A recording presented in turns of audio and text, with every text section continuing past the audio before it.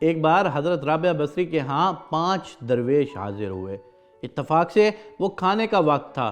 حضرت رابعہ بصری نے اپنی خادمہ کو الگ بلا کر پوچھا، مہمانوں کی تواضع کے لیے گھر میں کچھ کھانے کو ہے؟ خادمہ نے بتایا کہ صرف 1 روٹی موجود ہے۔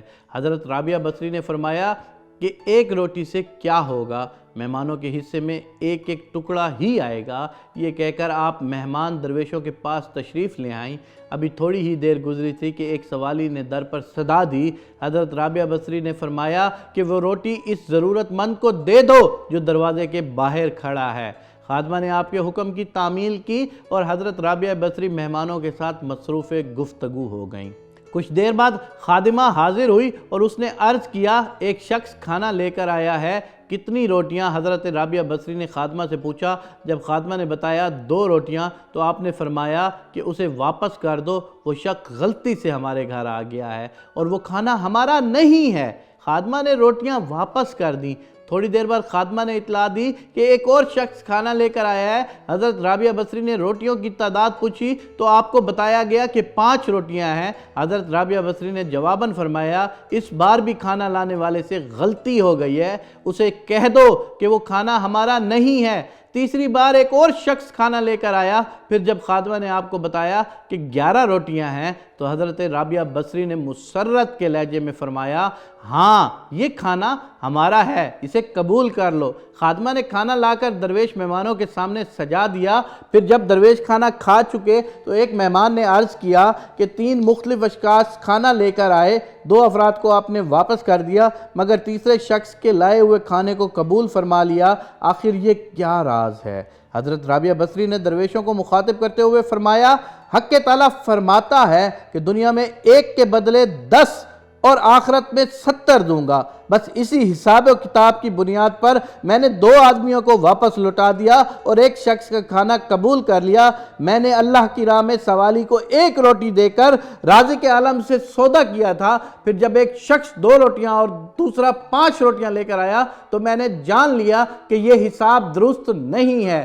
تیسرا شخص 11 روٹیاں لے کر آیا تو میں نے کسی تردد کے بغیر انہیں قبول کر لیا، یہ عین حساب کے مطابق تھیں اور دینے والے کی شان رزاقی کو ظاہر کر رہی تھیں۔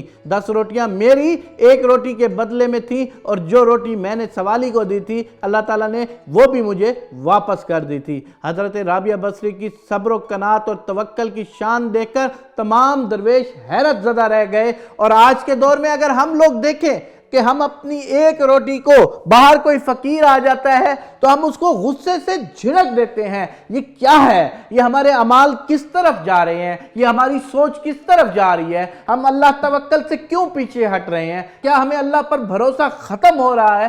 آج ہمارے گھروں میں مختلف قسم کے انبار لگے ہوتے ہیں، ہمارے فریج بھرے ہوئے ہوتے ہیں، ہماری گندم کے ذخائر بھرے ہوئے ہوتے ہیں، ہمارے پاس ہر چیز کی وافر مقدار ہوتی ہے، لیکن جیسے ہی کوئی سوالی ہمارے دروازے پر آتا ہے ہم اس کو 1 روٹی کی بجائے اس کو جھنک کر آگے بھیج دیتے ہیں۔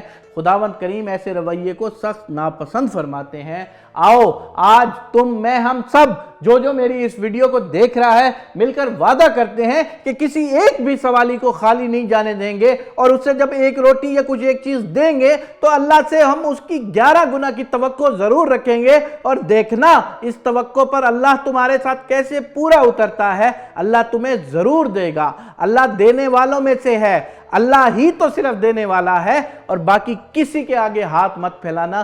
خداوند کریم کے ہاں تھوڑی سی دیر ہو سکتی ہے لیکن اندھیر کبھی نہیں ہے، لیکن ان سب باتوں پر عمل کرنے کے لیے ہمیں رابعہ بصری جیسا توکل ہونا چاہیے، ہمیں اس ذات خدا پر توکل کرنا چاہیے کہ ہمیں وہ ضرور دے گا۔ کہ جس گھر میں اتنے درویش آ چکے ہوں اور وہاں پر 1 روٹی تھی وہ بھی اس نے کسی سائل کو دے دی رابعہ بصری نے، تو تم اور میں، ہم لوگ رابعہ بصری سے تو بہت گناہگار لوگ ہیں۔ تم اور میں کیا چیز ہیں؟ جب رابعہ بصری کے پاس 1 روٹی تھی تو وہ اس نے دے دی، ہم لوگوں کے پاس تو آج بہت سارا کچھ ہے لیکن ہم خدا کی راہ میں دینے سے کیوں کتراتے ہیں؟ آئے سب مل کر خداوند کریم کے آگے جھولی پھیلا کر دعا کرتے ہیں کہ میرے پاک پروردگار ہمیں بھی رابعہ بصری کی سیرت پر عمل پیرا ہونے کی توفیق عنایت فرما۔ آمین یا رب العالمین۔